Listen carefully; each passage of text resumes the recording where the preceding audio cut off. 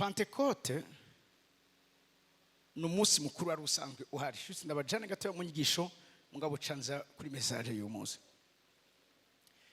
Kera Abisirayeli cyangwa Abayuda mu minsi mikuru bahora bagira Imana yari yarashizeho harimo umunsi mukuru wa Pentecote, kujya hariho umunsi mukuru wa Pasika. Pentecote yo mu Bisirayeli cyangwa yo mu Bayuda wari umunsi mukuru w'abarimyi, bawita umunsi mukuru w'amasomene, the feast of the weeks, aho Imana babwira ngo muze muharure indwi 7x7 ku munsi ukurikira iyo minsi muzoce muhimbaza umunsi mukuru wa Pentecote.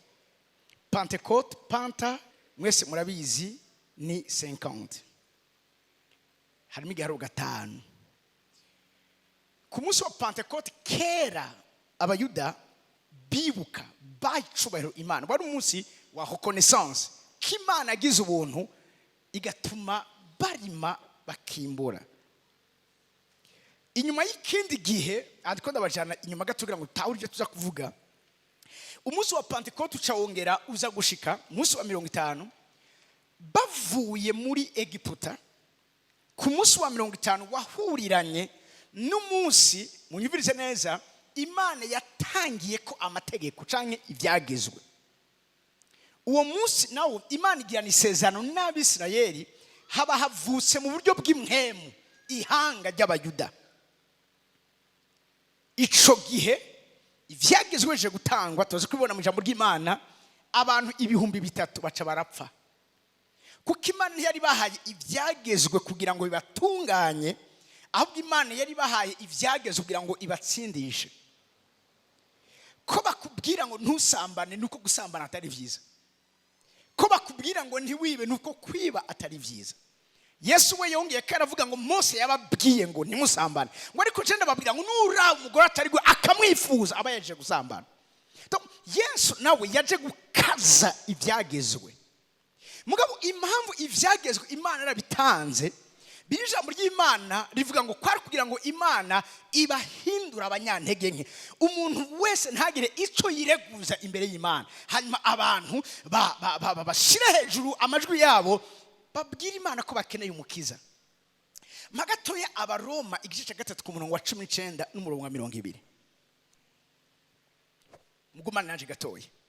Ku munsi wa Pentecote bisezerano rya kera ibyagezwe byaratanzwe, abantu 3,000 barapfuye. Raba birivuga ngo ariko turazi yuko ivyagezwe bivuga vyose bibibwira abaganzwa navyo, kugira ngo umviriza akanwa kose kazibwe, kandi abari mu isi babe abo gutsindwa n'urubanza imbere y'Imana. Imana yatanze ivyagezwe kugira ngo abantu batungane bagoroke, kuko Imana yabizi kugira ngo abantu batungane bagoroke bakeneye umugorotsi muri bo, bakeneye ivyagezwe apana bahawe hanze yabo, bakeneye ivyagezwe Imana yandika mu mitima yabo. Tuvuga rero Pentecote mu isezerano rishasha ici Imana koze yatanga Mpwemu Yera. Hano ibi vyagezwe nivyo kubatsindisha. Ku murongo wa 20 hacavuga ngo kuko imbere yayo atamuntu azotsindanishijwe n'ibikorwa bibwirijwe n'ivyagezwe, kuko ivyagezwe ari byo bimenyekanisha icaha. 21 ariko noneho ivyagezwe bitariho ugoroka kuva ku Mana kurahishuwe, gushingirwa inahe n'ivyagezwe n'ivyabavugishwa n'Imana. Ukugoroka kuva ku Mana, muvyumvise neza, ugoroka kuva ku Mana kudahari, ukugoroka guca gushingirwa inahe niki n'ivyagezwe n'ivyabavugishwa n'Imana. Ku munsi rero wa Pentecote yarukiriza Abikorwa ba 2:3 ku murongo wa 6. Ku munsi wa Pentecote birivuga ngo bari bakoranye bari mu ibaraza ryo kwa Salomo, niho bumva igihuta c'umuyaga wa Mpwemu Yera, ngo maze ngo amatanguro y'inzu bari barimo aranyiganyiga, ngo ibirimi vy'umuro vyigabangana ku mitwe yabo, maze ako kanya buzura Mpwemu Yera batangura kuvuga izindi ndimi. Mucira karongo ahantu batangura kuvuga izindi ndimi. Ku munsi wa Pentecote ubundi uwo munsi wari usanzwe uhari, Abayuda bavuye mu mihingo itandukanye ikikuje Yerusalemu barabivuga. Usomye ibyakozwe n'intumwa igice cya 2, abari bakoraniye aho hantu. Alleluia. abo muri za Mesopotamiya hehe bose bari baje kugira iki guhimbaza Pentecote parce que wari umunsi mukuru w'abayuda. Hama muri abaje guhimbaza Pentecote hariho abantu 120 harimo Mariya nyina wa Yesu. Bobo ntibari bazanywe no guhimbaza Pentecote, ahubwo Pentecote yabasanze barindiriye isezerano. Mugumane nanje gato, ni vyiza ko muba abantu batahura neza ivyanditswe. Hari abaje guhimbaza Pentecote. Aba Pentecotistes bari baje bavuye mu hinga itandukanye. Ni umunsi mukuru nivyo usanzwe uhari, mugabo muri abo hari abandi bantu bari ku ruhande bumvise Yesu babwira ngo nimugende Yerusalemu murindire muzohabwa Mpwemu Yera, ariko ubushobozi buzobakushinye naye guhera Yerusalemu Yuda isamune gushika ku mpera zize. Uyu munsi wa Pentecote uza gushika hariho abantu barindiriye isezerano. Twebwe uyu munsi ku munsi wa Pentecote ntituriko duhimbaza Pentecote nk'abo bari baje guhimbaza Pentecote. Twebwe turiko duhimbaza ugushishwa kw'isezerano ry'umwami wacu. Yavuze ngo sindabasize muri imfuvyi, ahubwo ngiye kubwira data abarungikire uyundi mwitsa. Tugumane gatoya. Ijambo ry'Imana ritubwira ngo maze ako kanya batangura kuvuga mu zindi ndimi zindi. Abari baje guhimbaza Pentecote babona abagabo b'Abagalilaya bari kuvuga mu ndimi zabo. Ni nk'akarorero nk'abarundi bari muri Serbie, bari muri fasha bari he, bari mu Burusiya, bari Bangladesh, boza mu Burundi baje guhimbaza independence. Unyumvise neza, bagaca basanga twebwe turi ngaha turindira isezerano. Mpwemu Imana amaze gutangwa turiko tuvuga mu Bangladesh, turiko tuvuga mu Kirusiya, abarati aba bantu s'abanyegalilaya, izi ndimi zacu bariko bazivuga nk'abandi. Mugabo birivuga ngo Mpwemu Imana yarabahaye akaryo ko kuzivuga. Ikintu ushaka ko uyu munsi gutahura nk'icishengero ryahishijwe muri kino gihe cyacu. Alors twebwe turi ngaha uyu munsi turiko duhimbaza umunsi isezerano ryashika, aho Kristo yaduhaye umufasha yitwa Mpwemu Yera. Mu mwanya mutoya ngoma ndababwire uwo Mpwemu Yera ico ari, ico yaje gukora, ico muri sanse gukorana hano muri nose. Nayo ubundi kuvuga ko uri umuntu yuzuye Mpwemu Yera, ivyo isi nikere ko tubibwira ko tuzuye Mpwemu Yera, isi kene kutubonamwo ibikorwa vya Mpwemu Yera. Muriko murayiva muri kino kibanza, isi kene kutubona Mpwemu Yera aje kugira iki? Mpwemu Yera aje kwambika umubiri ibikorwa vya data kugira ngo ushobore kubana n'abantu. Nico gituma hari ibimenyetso cyo kubona mu mwanya vyerekana ko biri Mpwemu Imana ari muri wewe. Mpwemu Yera yaje nk'umuntu aje kurangiza chantier yatangujwe n'Imana, iza kubandanywa na Yesu, mugabo aza kugira ngo ayifinalize. Mpwemu Yera ni wo gusozera ico Imana yatanguye. Mu bihe vya kera, mu bihe vy'abasogokuruza bacu, ni Imana yari au control.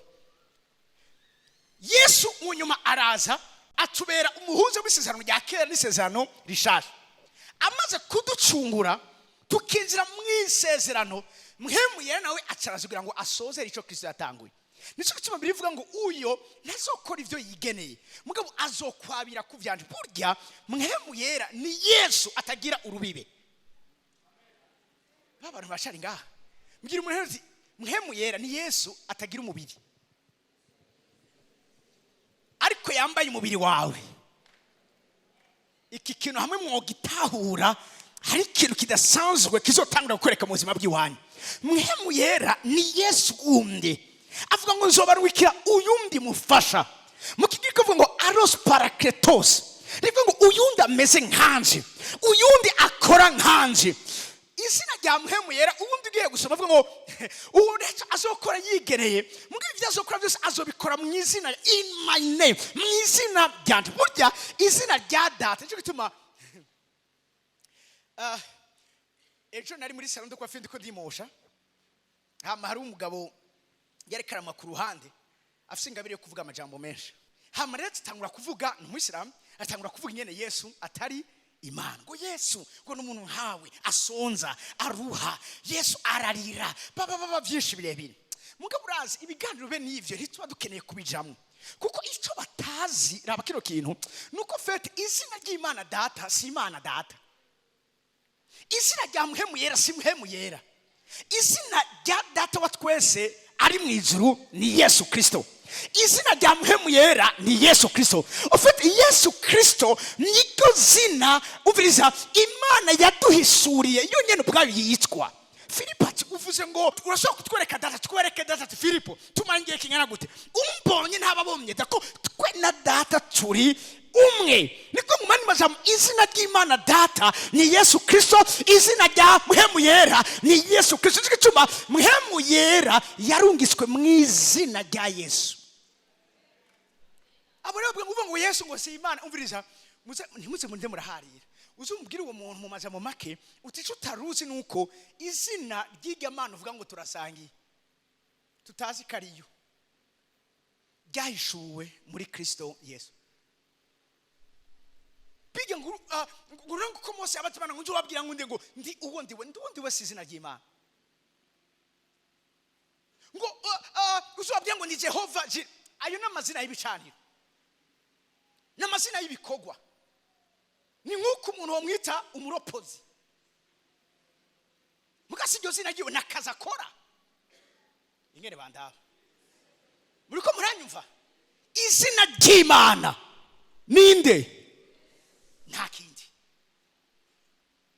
Haleluya. Nicyo tuvuga ati nta bushika kwa data atari jina muri ko akse.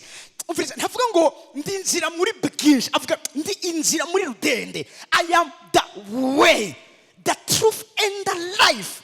Usaka gushika kwa data na handi ashobora guca atari. Bige babwira ngo uruva ngo hari inzira nyinshi ngo woca ko barababesha. Inzira tuzi ni imwe gusa, Yesu Kristo.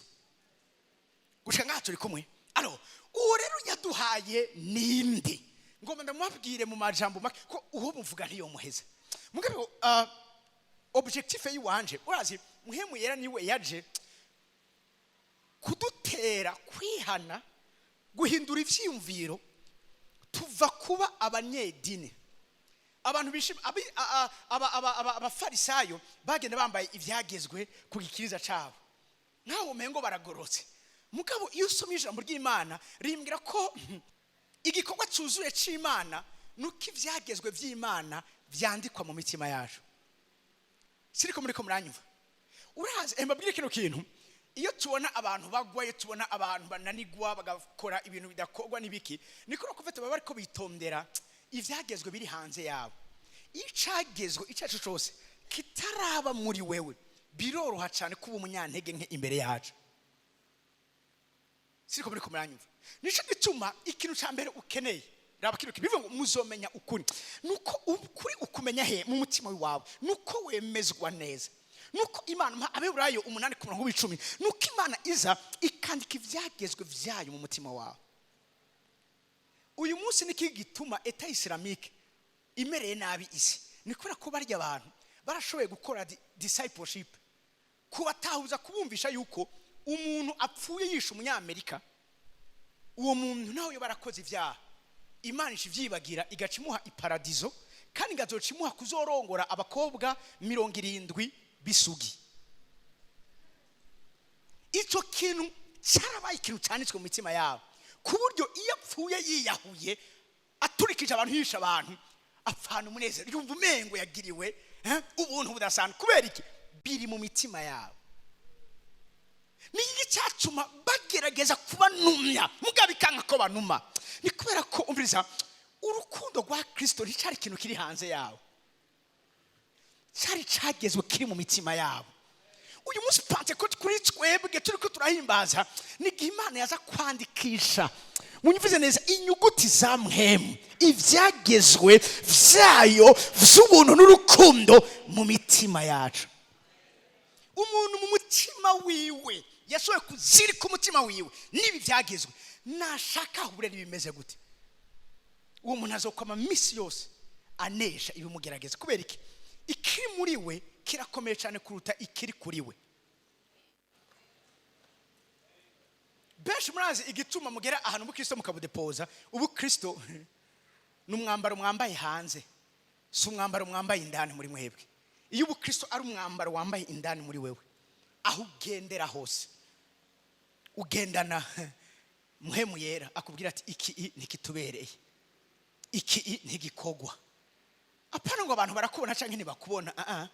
Iyo Mpwemu w'Imana yacitse umugenzi wawe, umukunzi wawe, hari n'igihe akiyumvira katanguye kuduga avuga ati nta soni. Kubera iki? Arabizi neza yuko ivyo si ibintu bikubereye nk'umwana w'Imana. Ikibabaje dufise uyu munsi, dufise nk'ikibazo mw'ishenge n'ivyagizwe biri hanze yacu, mugabo reka vyinjire mu mitima yacu no mu vyiyumviro vyacu. Aho niho tuzokwigira n'umunsi n'umwe tunyera canke dutsindwa n'ubugunge bwa wa mubi. Aho woba uri hose. Siriko muriko muranyumva muri kino kibanza? Okay. Abiburayi 8:10 havuga ngo kuko iri ari ryo sezerano nzosiza n'umuryango w'Abisirayeli hanyuma y'iyo minsi, nije urambivuze, nzoshira ivyagezwe vyanje mu bwenge bwawe. Hehe, apana ku bisate vy'amabuye. Mpwemu Yera twamuhaye kugira ngo atumenyeshe ngo ntukibe. Mpwemu Yera twamuhaye kugira ngo aze abicike muri twebwe ko tudakwiriye kwiba.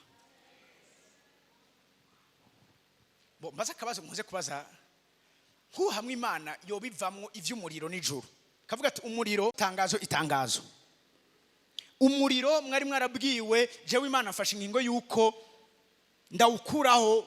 Ivyo umuntu yokora vyose ntibizotuma atererwa mu muriro canke agira iki, azopfa gusa nyene apfe, mugabo umuriro uravuyeho. Ni bande boguma batinya Imana muri twebwe?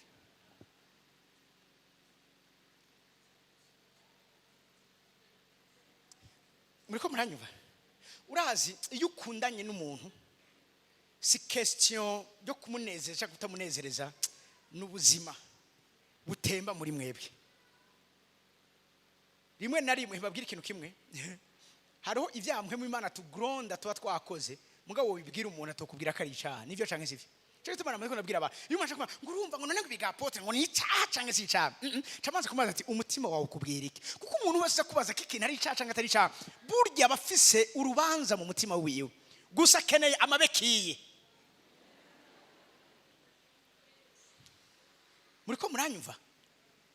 Ikitarico nikirico hari ntayishingwa mu mitima yacu. Cyo tume birivuga ngo Mpwemu w'Imana abwirikana n'impwemu zacu, arabwirikana n'impwemu zacu. Iyo hari bitameze muri no minsi ivyo biri kurakora sivyo ngomba.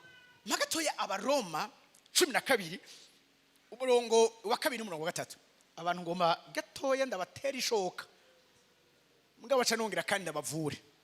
Narukiriza, ntimushushanywe n'ivyiki gihe, yamara muhinduke gose. Mugize iki? Mugize imitima misha. Ufatije mu wizi imitima misha, niko ndavuga ngo mwuzuye Mpwemu Yera. Ufate Mpwemu Yera, iyo mwuzuye ntitwuzura Mpwemu Yera rimwe, twamaturiko turuzura Mpwemu Yera. Ni nka kurya akwi iyi miduga uyu munsi, BYD, Build Your Dream. Ijya miduga raba kino kintu barakubwira ngo ugenze ibirometero twitwara ubisharje kugira ngo energy gusura kugira kuyikoresha. Na Mpwemu Yera nuko nyene ameze. Ibi vyose turiko turakora, turiko turaba décharger. Birasaba ko dusura kandi gusura kwirosharja, ariko kuzura Mpwemu Yera ni hamwe wama uyimusha. Ufate Mpwemu w'Imana iyo uri kurirosharja kuri we, ni nka kujya inzoka yiyubura, aragukura ko ivyari bigiye gusaza, arakuramo pièce yari igiye kugukoresha amakosa. Twumva vyinshi ku maradiyo, tubona vyinshi ku mateleviziyo, tuganirizwa ibintu vyinshi. Buryo ugiye kuraba urasanga uko wavyutse atari kugiye kujya mu meze, hari ivyagabanutse, hari ivya uravyumva, wavyutse ufise ivyizigiro, mugabo umunsi uza guhera ivyizigiro vyagabanutse kuri 60%, habaye hari ivyagiye birabikwega. Kuzura Mpwemu Yera nugusubira kandi kumwiya kugira ngo agire iki, asubire akuzuze inkomezisha, akuzuze ivyizigiro bisha, agutekera mu bundi bushobozi bugushoboza kubandanya urugendo. Nikere kiba ngo mugize imitima, iyo uze Mpwemu w'Imana imisi yose uzokumva umuntu wari ufise amarezo yuzuye menshi yo kutamubabarira, wuzuye Mpwemu Yera atakubwira ati ubu nyene asa telefone umusabe program uje kumusaba imbabazi. Abuzura Mpwemu Yera benshi barabizi, yama bakoresha ibyo badashaka. Nivyo canke sivyo? mwama misi yose muri komurido mbwa nawe urambonera azokwama kubonera nyene kuko icyo nico twamuherewe. Siko muri ko muranyumva. Urinze ugera ahantu ukora ikintu kibi ntiwumve umutima uri kuratera kuri riti mutawuterako. Mpwemu Yera yihoreye uzomeneza ko wamutakaje ari muri koma. Mwanyumvise? Mugabo abuzuye Mpwemu Yera ku munsi amafise ubuzima busha. Bamafise imitekereze mishasha. Mwuzure mugira imitima misha. Raba kino kintu kugira ngo mumenye neza ivy'Imana igomba ikintu nashaka. Kera Imana bayi vyageze kugira ngo just bavyitondere. Mugabo Mpwemu Yera yatanzwe kugira ngo Imana iduhe kumenya neza ivyo iyo igomba hama dukora ivy'Imana igomba. Siriko muri ko muranyumva. Umuntu vy'ukuri yuzuye Mpwemu Imana ntariko arondera guhimbara Imana, ariko arondera gukora ivy'Imana igomba. Muri ivyo rero Imana igomba hariho ama levels atatu. Hariho vyiza, hariho ibishimwa, hariho ibitunganye. Mu Cyongereza avuga ngo which is good, ikintu cya mbere pleasing and perfect. Abi Imana iriko irarondera si abantu bakora ibintu biri good, biri better. Si abantu bakora ibintu biri pleasing, ibintu biri agreeable. Imana ikirondera abantu bakora ibintu biri perfect. Ibintu biri perfect bikogwa n'abantu bari perfect. Ibintu bitunganye bikogwa n'abantu batunganijwe gose. Aha rero tugumane kugira ngo mumve neza nashaka kuvuga. Gute uzokora ibintu bitunganye? Nuko utahura ibi bintu indwi ngiye kuvuga kuri Mpwemu Yera. Icambere twagiye Mpwemu Yera. Ubwa mbere na mbere menye neza ko ni ingabire wahawe iruta izindi ngabire zindi zose. Uyu munsi ku munsi wa Pentecote tuko duhimaze ingabire twahawe. Mpwemu Yera is a gift. Ni ingabire. Haleluya. Ingabire idasanzwe itekemwo ibintu byinshi. Ingabire. Raba kino kintu. Muzo kumva ivyigishwa byinshi canke inyigisho nyinshi zibabwira ko umuntu adashobora gutakaza Mpwemu Yera. Ntabantu bari inyigisho zimeze gutyo. Ngo Imana yaguhaye ngo ingabire uravyumva nyene ngo ntizokwigira ngo yicuza ukuntu. Iyo nsomye Bibiliya yanje, iyo nsomye Bibiliya yiwanje, umuntu ashaka gutakaza ingabire. Ndakubaza ikintu kimwe. Ndakubaza ikintu kimwe. Ndaguhaye ingabire nkasanga uri kwifata nabi. Sishobora kuyikwaka. Nivyo canke sivyo? Aba bantu bahaye ingabire y'ubwene gihugu mu bindi bihugu. Iyo bitwaye ntabi ntibashobora kurapera nationality babahaye. Nivyo canke sivyo? Sa? No vugana naje gatoye. Canke ntavyo muzi. Nta muntu yogira ngo umuntu nationality narayironse ngo umuntu umukanadien. Witwaye nabi barafise histoire yawe. Barafise background yawe. Baravuga ati twakugiriye ubuntu tuguha ingabire y'ubwene gihugu bwacu uje kutwonona igihugu barayirapera bakakugarukana. Ko Mpwemu Yera ari ingabire twahawe hari benshi Mpwemu w'Imana bamutakaza. Cyo tumubiri tubwira ngo ntitugashavuze Mpwemu Yera kubera kitamushavuze. Ntitukababaze Mpwemu Yera.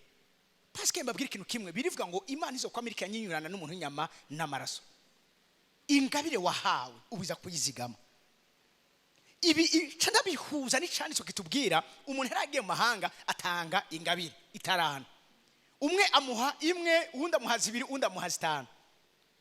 Raba kino kintu agarutse arababwira ati nimuze mumbwire uko bimeze. Uwahawe zitanu ati databuja ingabire wampaye narayikoresheje neza. Raba yavuyemo izindi ngabire zindi zitanu. Ati mukozi wanje mwiza wabaye umwizigigwa niwinje mu munezero wa sohuje. Uwahawe zibiri ati nande vyagenze kunyene. Ndabaza ikintu kimwe uwahawe imwe ntiyari yayihawe.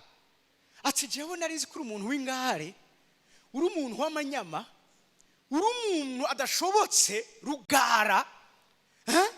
Ati jewe nagenda yigeza atakira ivyawe. Yambwiye ati muntu wanje we mubi. Yarindeye kwa isubize. Yeshivuga ngo ni mu mwaki yafise. Muyihe ufise zingahe? Zitanu. Uko niko bimeze. Kuba dutabura ko Mpwemu Imana ari ingabire twahawe tubiza gukora ibishoboka byose bitumushavuze. Kwitondera byatubwiye hari abantu muri kino kibanza murazi neza kuvyo ndavuga ari ukuri. Mpwemu Imana yahoze abarongora abagira inama, mugabo uyu munsi mugenda ataca avuze, ubu naho urarasemera nta na kimwe wumva. Kubera iki? Hari igihe yavuze urica amatwi, arasubira aravuga urica amatwi. Mpwemu Yera ni umugentleman. Mpwemu Yera ntagutatagura amakofi ngo base kumva oya, udashatse kumwumva aravuga ati nukuri je nkunda amahoro, kuko mwita ngo umwami w'amahoro. Mwanyumvise? Kandi ngo niwe mwami w'umwidegemvyo. Ari Mpwemu hari umwidegemvyo, arakunda ahantu hari umwidegemvyo, ntazosubira kuvuga, azoca yigira. Kuba rero Mpwemu Yera ari ingabire, tuza ko amatwi turakora ishoboka byose kugira ngo ntitumushavuze. Umugenzi wawe iyo uguma uri kuramubabaza, iyo uguma uriko uramufata nabi, ashobora kugira iki? Kwigira. Wamwirukanye. Ndakunda isezerano rishasha. Imana igufata ku ngufu, Imana ikorana no gushaka ku mutima wawe. Ndikuruga indadodora, niyo mvijwe ryanje kugura ndinjira dusanga utuguruye, naho ndi Imana yawe, ndumuremye, ndi vyose vyawe, sinagufata ku ngufu. Mwavyumvise? Ubwa mbere na mbere ni ingabire. Icya kabiri, Mpwemu Yera, iki muraza kubikunda cyane. Mpwemu Yera niwe mukoresha dufise uyu munsi mu gikorwa data tujeje hano muri nosi. Mucongereza bivugika neza, niwe executive managing director w'ishengero uyu munsi. Magato ibyakuze n'umwa igice c'icenda, ishengero rikwe na Mpwemu Imana riragwira abakiro kimwe. Yesu yari harikije abigishwa barababwira ngo ntagira ico muja gukora mutarahabwa Mpwemu Yera. Kubera iki? Niwe azi ikibwizwa gukoreka, niwe azi n'uburyo mubwiza kubwikora, tutarindiriye uburongozi buvuye kuri we. Mbabwira ikintu kimwe, birivuga ngo hari inzira umuntu yibwira ko ari nziza, mugabo izo nzira zikaba zijana mu mahonera. Hari ibintu byinshi twibazwa ivyo tuko turakora ari byiza, mugabo kubera ko tutumvise canke tutabaje Mpwemu Yera icyo abivugako, dusanga twahushije. Kubera iki? Kubera ko uburongozi bwa Mpwemu Yera ni ikintu gikomeye, ishengero tabiza kwirengagiza. Wewe hanze y'uburongozi bwa Mpwemu Yera uri vulnerable, ntabwo zimufise, umeze nk'akageregere kari mu ishamba rikikujwe n'intambwe, nta defense kaba gafise, zisigara gusa ziravugana ati ninde agakura mu nzira, ninde yogenda, twe turindire izindi. Uburinzi dufise n'uburongozi bwa Mpwemu Yera ku buzima bwacu. Cyo tuba nko misezerano rya kera, birija muri Imana ritubwira yuko ihema aho barishinga niho igicu cabakiri. Ku murango yabari igicu igicu ciki abaze inkingi y'igicu, mwijoro kame baba bakeneye umuyaga nkuba, ya nkingi gacinduka inkingi y'umuriro igaca yekerera aho bari. Iyo yideprashije bacamenya ko hageze ko bashingura amahema, bagaca bagenda. Shaka ndabwira ibanga rikomeye rizobatuma muba akarenzo mu byo muzaba murimwo byose. Ntugatere intambuko nimwe Mpwemu Yera atavuze ngo yitere. Muriko muranyumva? Umunsi umwe natangaye, ndafise umwe mu bana banjigeze kumushinga intahe, arambwira ati Apo, turasi ko umunsi umwe nariko ndakoropa, ati numva ndarusha umugongo, nshaka gukoropesha ukuguru. Ati mugabo hajya ngiye, cinumva Mpwemu Yera ngwambwiye ngo ntutwara ukuguru, rondera rakrete abari ukoresha. Agiye umvirize Mpwemu Yera umengo nakadetaye katari gakenewe, atoye rakrete agize sanga munsi hariho scorpio yari munsi, iyaja guhonyorayo byari kuba biheze, yari mukomoye. Ijya nayo umara bwayo murabizi, ntibakuvurira ngaha uca wurira indege muri Kenya. Umva ko kadetaye agomba yakoresha ukuguru, tora rakrete, umva ko kantu ngabo kumbe arabona ati hajya hariho danger. Rero dushobora kuba turiko turagenda urazi iyo bateze amamine ntabari hejuru. Mpwemu Imana niwe ashaka kugira ati ukuguru gutware gutya, ugasanga uriko uragenda uravyumva usimbuka imitego yose uba watezwe. Iki ni ikintu gikomeye. Mpwemu Yera niwe mukoresha dufise nk'ishengero. Izakuzi n'umwa 9:33 bavuga ngo nuko ishengero ryose ryari Yudaya ni Galilaya ni Samariya rigira amahoro. Mugabo bize ko ryagize amahoro kubera iki? Kubera yuko ubundi magatoya 8 ku murongo wa mbere, igituma ryagize amahoro ni kora ko dumviye uburongozi bwa Mpwemu Yera. Mpwemu Yera mu byacu umviriza chance tuyeri Yerusalemu, mugani tugumi Yerusalemu, cha tugenda Yudaya Isamariya gushika ku mpera zize babonye ibiriko birabi Yerusalemu ateka twigumire ngaha raba kino kintu Mpwemu Yera nk'umukoci mwiza ikiranzo cyo kukivuga ataraza atuma haba ihamwa raba baca basabagira mu bihugu byahe Yudaya Isamariya ukuyemo intumwa gusa mwibuke rabona Yerusalemu ngaha Yudaya murebona ngaha na Samariya ngaha Yesu rero babwiye gute muzahabwa ubushobozi Mpwemu Yera baza bwo kunshinga intare Yerusalemu muhere Yerusalemu donc ni itinerere muzohera Yerusalemu cyituma ahantu hari Mpwemu w'Imana imisozi hari movement hari ikintu cyo gwatwara imbere hari ikintu cyo kumva ko mudahagijwe n'ibyo mufise fata ubundi burere bundi agura imbibi agura ikibanza cy'amahema yayo shika ahandi iyo Mpwemu w'Imana abantu bamuzimije raba kino kintu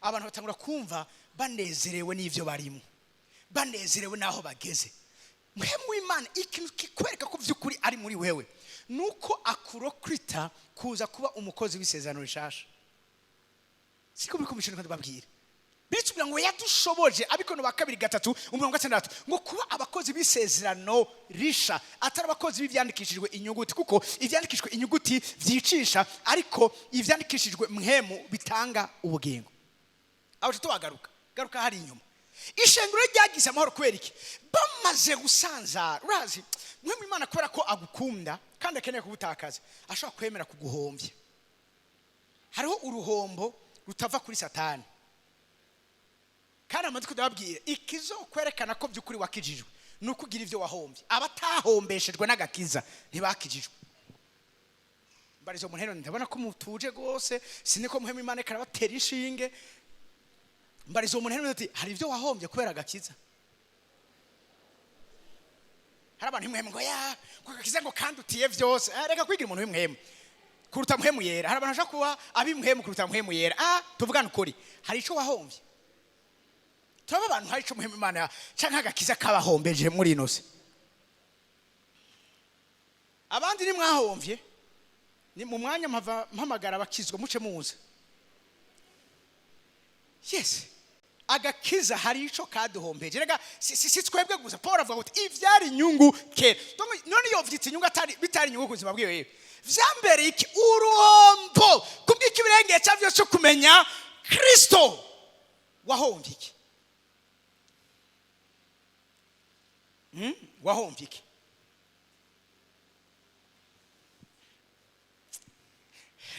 naimso mugenzi agakiza kariko karamuhomvya umunezero wa kera arafise agira intambara nyinshi akunda umuziki cyo gyara harawe indirimbo yitwa Rambadina sinzi ko ari indirimbo y'aba Ethiopia yitwa Rambadina muyibuka yarifise agapiano banagakubise wacu kumvira mu mutima Rambadina murakabona kagariye rero Mpwemu w'Imana yariko aramuhomvya umunezero w'isi muyimacha kumva kaya gapiano ngo dalalala ngo tanta umva yasha yangaje achagira ramba aduze hejuru acha yibuka kakijijwe ramba mwizina rya Yesu mwizina rya Yesu mwizina rya Yesu mwizina rya Yesu acha ambira ati Kevin naringuye agakiza kaguhombeje iki hari abantu ngayo gusohoka vendredi muri boîte oya abantu buvu buzima ari ubwa vendredi muri boîte turaba abantu ko bari muri kino kibanza mugabo oya mwarahombye murabahombye mugabo turaba abantu bafise ayo mateka turabe vendredi méchant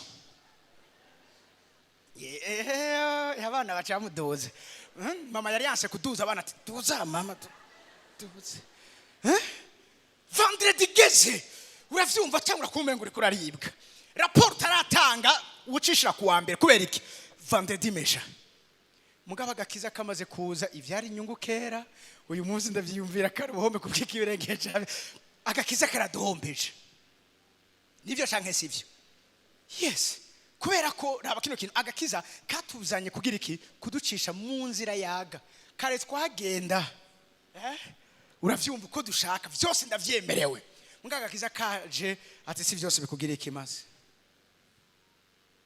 kera wari wemerewe ko umuntu agutanguye ucubandanya dossier Haleluya. Turaba abantu bataraza dosi. Haro mfise nga wewe mama nawe ni waraza dosi. Yo. Mugabo urayiraza. Ariko Imana ni gitangaza. Umusaza umwe aravuga ati iyo Mana hatumusumara kwiba wavuze induru. Hako irungika abantu baza gutabara igacitabara wa musuma. Wakwivye Imana akaba ari bucira urubanza. Akaba ari wiprotege. Ariko we vyawe vyagiye. Imana yateye ubwoba. Rero Mpwemu Imana yaraje kugira ngo akore chance neza. Raba kino kintu. Araza arasambura ivyari bihari. Nico catumye ngo ishengero rice rigira amahoro. Kubera iki? Ubu rero riri bien aligné mu vy'Imana igomba. Ariko ndakundira ijambo. Kandi rigenda rirahangama kandi agakunda ngiye umuntu ati hangama. Mumbare umuntu ati hangama. Rirahangama. Kandi rigenda ryubaha umwami Yesu. Mpwemu Imana wadutera kubaha umwami Yesu. Si ivyo gusa rihagarikiwe akanda gakunda. Na Mpwemu Yera riragwira. Bigiziki rihagarikiwe. Mucungeze avuga ngo and with the encouragement of the Holy Spirit. Urazi Mpwemu Yera dufise wo kutubwira ati bandanya. Wahomvye mugabo sura kandi uvyura umutwe. Hatoya niyo yanyuma sigaje ati nayo nyene yashireyo. Hallelujah. With the encouragement of the Holy Spirit. Mpwemu Yera no dutera intege. Namatwe ndabwira abantu urazi twari dufise impamvu nyinshi zo kubivamo. Mwe gituma twase kubivamo. Ni kwera ubufasha bwa Mpwemu Yera. Ukumva umengo wobiheba mugabo atoye abandanya. Bandanya. Mpwemu Yera numu executive managing director w'ishengero. Twihute ica gatatu. Mpwemu Yera numufasha bw'ubugingo bwawe. Iki ndashaka kwivuga. Numufasha ubugingo bwawe cyangwa numufasha ubuzima bw'iwawe. Turaba aba psychologue bari ngaha. Ndabafise 1 2 3 turaba bandi abazoheza mu mwaka uza turaba hejuru nta numwe. Aba bantu iyo bariko barakora akazi icambe na mbere baguha umwanya wo kuvugana nabo. Hama iyo umaze kubabwira ingene umeze baca bafatira kuri ivyo uko ni ka psychologue bameze bakorera kuvyo bariko barabona amarealité ari karagaragara urashobora kubabesha nivyo canke sivyo. Mugabo Mpwemu Yera iyo ari karafasha ubuzima bwacu ubwa mbere na mbere ntacu mubeshamwe. Hari gihuzukiriza ati rira musu mwese ndovyibagira. Haraheze igihe twari ku mupaka twari ku Kanyaru hari umudamu mukongoleze yashaka kurengana ataye papura afise atatangura kurira ararira. Sizovyibagira umusirikare ngene acaje kumubwira ngo mama rira ni waheza ucugaruka tuvugane. Acaje gukora akazi umuntu akubwiye ucyo ubandanyurira. Ndari gukompatisa na gatoya. Mpwemu Yera ameze nkuko. Mpwemu Yera ntimubeshanya. No. Hari n'igihe ushobora kwigira ngo urakomeye. Mwabwira toya. Uri kurapfa. Zana dose yawe tuyitrete. Suku umutima wawe. Namwe kurabwira abantu. Je Mpwemu Imana ari karankorera therapy. Sindamubwira. Mumbare kuri teme ngoma nkoresha. Ariko mwabo namwe bizobafasha igihe muzaba mubikeneye. Mpwemu Yera iyo ageze kumbwira therapy ndamudahwako. Mwanibize hari maze gushikira nkanje cyangwa ndije nyene. No size namubwira ngo ibi ndaza nkamusuka ko vyose. Nabwiye muri kiruti ya kabiri nzomusaba muri amasengesho 12 dollars y'amasaha 12 dollars tugira nzomusaba umunsi umwe Mpwemu Yera adutiza umwanya wo kutugirira écoute, counseling, inner healing, adutraite nk'umuthérapeute, adutraite nk'umupsychologue, adutraite nk'umusocio, ico genzo sinabasha umwese azokwizanira akadobo kiwe kuko aha buri muntu wese harafise ivyo gusuka hanze. Nivyo canke sivyo? Hari gihe ndababesha, hari gihe twikomeza. Mpagatoya abaroma 8 ku murongo wa 26. Hari ikintu kimwe ngomba kubexplica. Mpwemu Yera n'umukunzi wa grave. N'umukunzi adasanzwe. Aha twese turafise imibabaro itaheze muri twebwe tuguma turiko turubakira k'ibindi bintu, ibikomere bitakize tuguma turiko turarenza ngo yakomera b'umushinga ntahe. Umviriza havuga ngo oya navuze 26 pana 36 26 aka kantu mukumvirize neza. Uko niko na Mpwemu adufasha mu ntege nke zacu, mu ntege nke zacu. Mbwira umuntu ari ndi wobuti ku bantu turashobora kuba abanyenkomezi, mugabo twese imbere ya Mpwemu Yera turabanyantege nke. Najewe ndimo ndababeshe. Mwebwe hari wigeze kumbwira ati none wewe nta kintu kimwe kikubabaza? Narahwereye narapfuye. Ibimbabaza rimwe canke kabiri. Muriko muranyumva? Mu ntege nke zacu. Mbabwire iyo umuntu vyukura ariko arasabana na Mpwemu Yera, iyi eta y'intege nke yiwe arayisanta. Mugumane nanje gatoya. Mu misezi namye ndashinga intahe kare, hari mu mama hano yari amaze gukorokesha inda inshuro 5.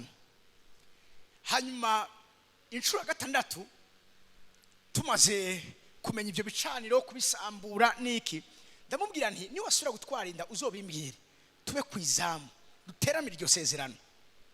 Amaze gusama arambwira ati byaragenze neza, tuje imbere y'Imana tamura gusenga. Mugabo ageze ku mezi 6 ya agira menace ikomeye, agiye kwa muganga arambwira ati nagiye kwa muganga ntika tubanaye dusenga, baravye baza gusanga umwana batamukuyeyo, uwo mwana haza kubandanya baho.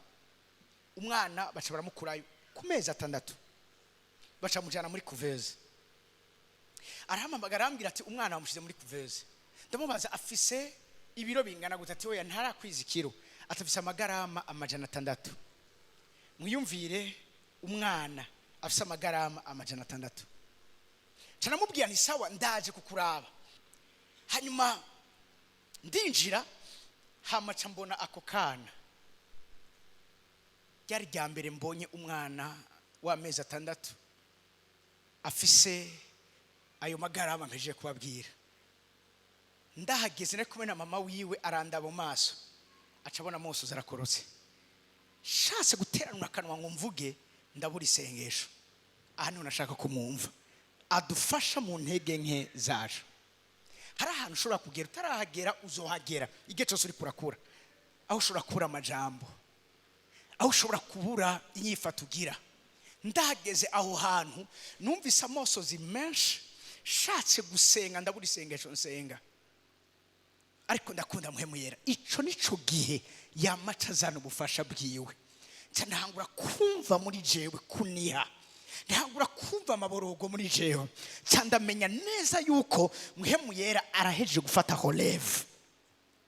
Itandukano rya Mpwemu Yera mu kudusengera hamwe na Yesu, Mpwemu Yera yadusengera asengesha ingingo z'imibiri yacu.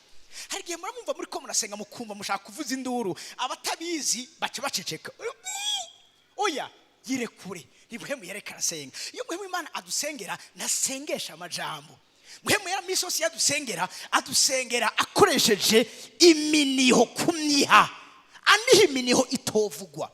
Mucyongereza bavuga ngo unspeakable yearnings and groanings in utterance. Bivuga ngo muyani majambo Mpwemu Imana yadusengera akoresha expression z'Impwemu zacu. En fait Mpwemu Yera afata relève iyo bikomeye. Raba kino kintu ubona ubundi iyi mihana yindi iri ngaha hafi yacu nta matara ifise. Mugabo twebwe amatara turafise, kizima turafise nikora ko ariho groupe électrogène hari ya hanze. Raba kino kintu abatayifise bari mu kizime nta matara bafise. Mugabo twebwe tuyifise uyu mwanya umengo ntangura nigeze iba. Niko na Mpwemu Imana ameze. Iyo abona tugiye kunanigwa mu ntege nke zacu, buri muntu wese arafise ahantu abagiye kugwa mu manga. Mugabo aho nyene agiye kugwa, Mpwemu Imana agacatega umugongo ugahonyora kuri we, agasura agatega umugongo ugahonyora kuri we. Wewe wibaza ngo niko byatereza kugenda. Oya, hariho imanga wosura guhonyoramwo nabi ugakura amenyo ugakomereka ukagira ikindi kibazo kindi. Mugabo harya nyene ugiye kuba umunyantege nke, niho Mpwemu Imana aca gusamira. Wabuze isengesho usenga, wabuze indirimbo uririmba, wabuze igikorwa ukora, akagutora agakorera aho nyene mu ntege nke zacu. Haleluya. Ndico gituma muza kuba abantu bakonsulta Mpwemu Yera. Reka babwire ikintu kimwe, ni wamenya neza ko Mpwemu Imana ari mu life coach wawe, tuzosubira kuja uravyumva kurondera abo kumviriza. Ibikomere bikira neza iyo bivuwe na Mpwemu Yera, apana iyo vyavuwe n'abantu. Siniko abantu tiko ndabwira bari kwamva muri kibanza. Umuntu asura gupfupfasa arasubira kugira ahagukwe na hakugejeje. Mugabo ushura kugukiza neza igikomere ku buryo atangoho isigara ni Mpwemu Yera gusa mumumpera mashi muri kiro kibanza.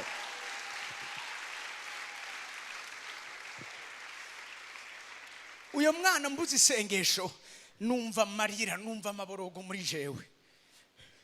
Maze numva Mpwemu Imana arafasha iyo ka ayigize guyiwe. Uko narira mboroga narumva neza ko ari karatanga ubuzima muri uwo mwana. Ngiye umama arabona ingene meze aravuga ati ngira aya musozi arize ngira nta kizovamo, ngira Imana imweretse ibindi. Arambwira ngo ntaco Imana ivuze. Ndabwira ntugire ikibazo, Mpwemu Yera yakiriye dossier. Ndabwira mbwa buzoza urambwira amakuru ingene bimeze. Umunsi kurikira kambwira ngo kadugije amagarama 100. Imana ishimwe. Haize iminsi 2 ndaje kuraba ngo ariko usanze kasubiye gukorora kageze ku 600 kandi. Mpwemu Yera ibi bintu nibiki? Ariko ko narinzi neza yuko arazi ngena dufasha mu ntege nke zacu. Uwo mwana aramuduza inyuma yaho gatangura gusura kumera neza. Haize igihe baca bagaha mama wako muri chambre atangura kukonsa neza badacishije mu isonde. Uyu munsi ko turavugana, uyu mwana n'umwana kuze, n'umwana komeye, n'umwana meze neza, nuva mbere ya muri kiro kibanza, n'umwana ariho. Cyo twaherewe Mpwemu Imana sikindi nigihe tugeze hahandi atasengesho dufise. Sindababesha, hari igihe dushobora kumva na jewe ndiko ndabwira, hari igihe dushobora kumva ncitse intege. Rimwe Pastor Kanyange niwe abizi bagifise muri Beraka, numva ndarengewe. Urashobora kugira ibintu umvuze ushaka kubwira n'umugore wawe kubera ko ufite uzo umwisha uri kurapfa na buramwisha. Fise principe wo nkunda ndamuproteje. Mugabo numva ngomba gusaduka. Kuko mbabwire benshi ngaha ni muri ngaha kubera ko muri ngaha kubera ibintu byiza. None benshi mwazanywe ngaha n'ingorane, kandi izo ngorane nanje mwarazinshizemo. Nico Imana ndabiryoherewe. Mugabo hari igihe turengerwa nk'abantu. Joge Pastor Kanyange barafise sadoresi ndamubwira nti ushaka kuntiza ya hasare nkaja gusenga. Ndarumva nkeneye kuja kura umuterapeute wanje, umukonseye wanje, umupsikologe wanje Mpwemu Yera. Ndagenda antijije urufunguruzo ndugura ninjiye. Akase agiye atayumva induru, acagaruka yiruka. Yibaza ngo ni ikintu mbaye. Naradodora. Mugabo uko nyene niko iyo ndiko namubwira Mpwemu Yera, sinamubwira ngo Mpwemu Yera ngo ndababaye oya. Iyo Mpwemu Yera hageze kumubwira mumbabarire kuri terme ndamudahwako. Hari abantu mukeneye imyanya na Mpwemu Yera aho musohora vyose biri muri mwebwe. Hari umubabari Imana ikira ugukamuramo mu buryo bw'uko hari ibintu. Hagiye muri ko murabona abantu bariko baravomisa, sikora gusa bari Mpwemu mbi. Hari abantu bariko bavomisa agahinda n'umubabaro n'intimba vyamaze umwanya munini mu mitima yabo. Muri ko muraiva muri kiro kibanza n'umuterapeute wacu. Haleluya. N'umuterapeute wacu. Reka ndangize abariko munandika mwandike iyi point ya 4. Niwe bushobozi bw'ishengero hano muri nose. Mpwemu Yera niwe bushobozi bw'ishengero hano muri nose. Ikisi ndagitebako. Ikisi ndagitebako. Icya 5 niwe agwiriza ishengero. Numugwiza hejuru ubuzima bw'ishengero, the multiplier. Nyarukiza gatoya Yesaya 32:15 kugeza aho Mpwemu Imana zo dusikwa ko avuye hejuru ivyari ubugaragwa bigacika itongo rimera cyane, ivyari itongo rimera cyane bigacika ishamba. Mpwemu Yera afise muri we mubivuze neza option yo kugwiza ibintu mu buzima bw'iwawe. Arazi gena gwiza umugisha w'Imana ku buzima bw'iwawe, arazi gena gwiza amagara meza ku buzima bw'iwawe, arazi gena gwiza impore ku buzima bw'iwawe. He is the multiplier. Cya gatandatu ni umwigisha atubwira ibyo Yesu yasize atatubwiye.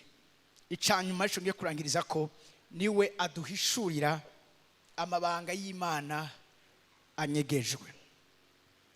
Icyo Mpwemu w'Imana ari ku buzima bwacu ni ingabire dufise, niwe mukoresha uyu munsi dufise nk'ishengero muri chantier y'Imana.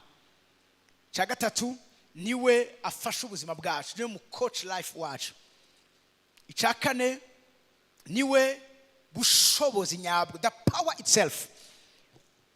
Ubwa gatanu, he is the multiplier, niwe atugwiriza ivyara ubugaragwa. Ubugaragwa ndwa ngo nta buzima buhari, mugabo ubugaragwa arazigira buhindura itongo rimera cyane. Iyo Imana ari ahantu wa muri kurabona umugwiza igihe cyose, umugwiza igihe cyose. Ubwa gatandatu Mpwemu yaravuze ngo niki? Umwigisha atwigisha ibyo Yesu yasize atatu. Yavuze ngo uwo niyaza niwe azobigisha ibyo ntashoboye kubigisha mu gihe twari turi kumwe, parce que Yesu ntafise umwanya munini.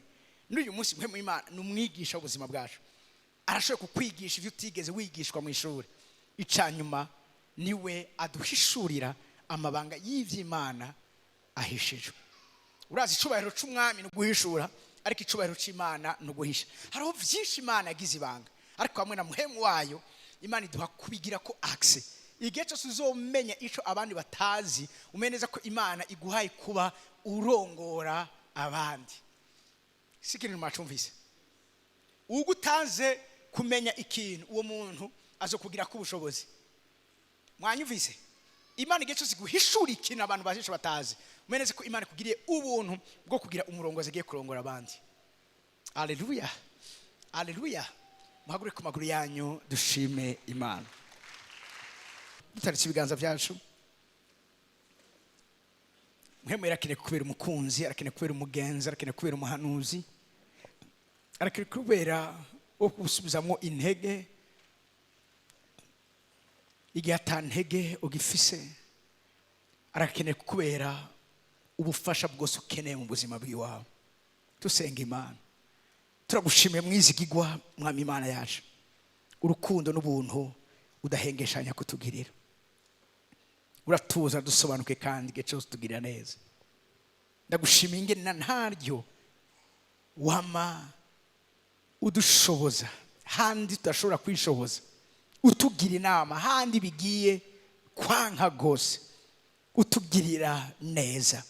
Ndasenze ngo Mpwemu Yera uze ufate kontore ku kintu cyose, ushoboze ubuzima bwacu, uduhe kugendeshwa nawe. Birija muri yatubwira ngo ntazoshitsa ivyo kameremere kacu kifuza, ntazokama dukubita ibipfusi tudahusha, twirukanga tuzi neza iyo turiko turaje.